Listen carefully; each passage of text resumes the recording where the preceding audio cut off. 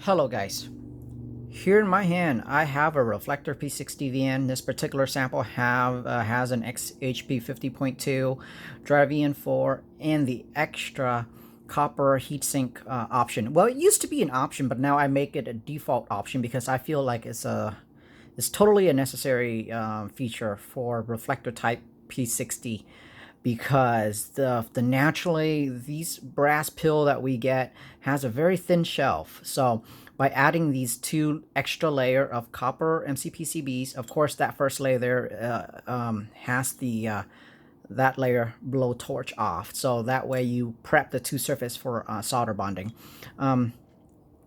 Because of that really thin shelf, it doesn't really heat sink effectively, and then in return makes a heat bottleneck that hurts the LED.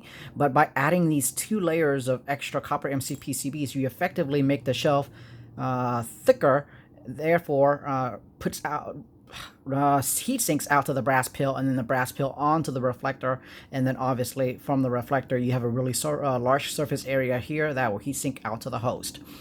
A P60vn with this copper filled option weighs right about an ounce, and that is really hefty compares to our normal P60 that you get off the shelf without the internal copper heatsink. All right.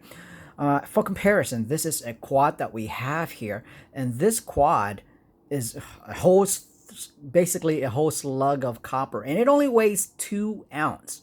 So LEDs, optics, everything, 2 ounce. This is 1 ounce, so it's not that bad. Comes to think about it, this is half the weight of this solid chunk of copper slug that right here that we have for quads or triples. All right, so 1 ounce is really no slouch for a reflector type.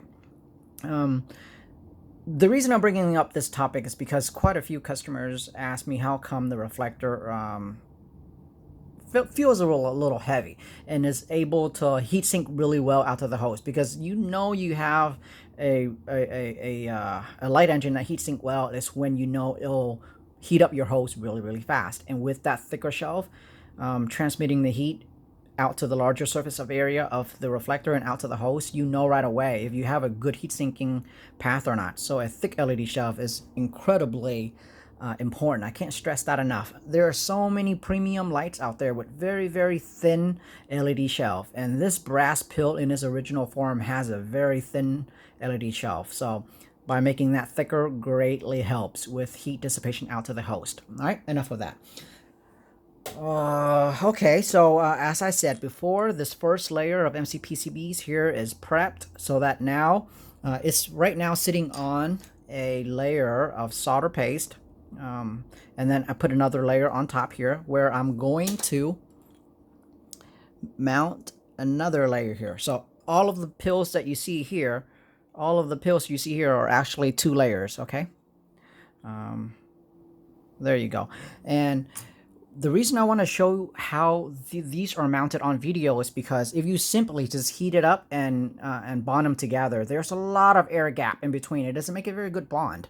All right, and you have to make sure that you prep the surface very clean, otherwise the solder paste will not bond the layers effectively. Even if they don't fall out, you think that they're bonded, but they're not fully bonded unless you really prep and clean the surface before you torch it to bond it. Okay, let's see if I'm missing anything. All right, here, so the blowtorch that I've been using that works very well is this Blazer blowtorch.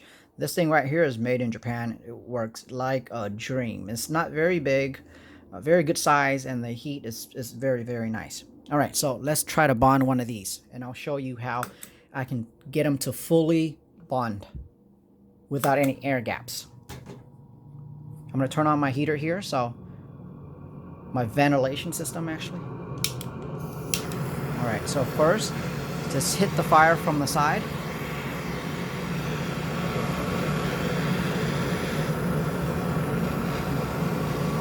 Hit the fire from the side. What the hell am I saying? All right, you can see right now that it is melting. So the solder is melted. Okay, the solder melted and it bonds the layer. However, that is not effective. Let me lower the camera here. See if I can adjust the point of view here. Okay, there. All right, so now you can see that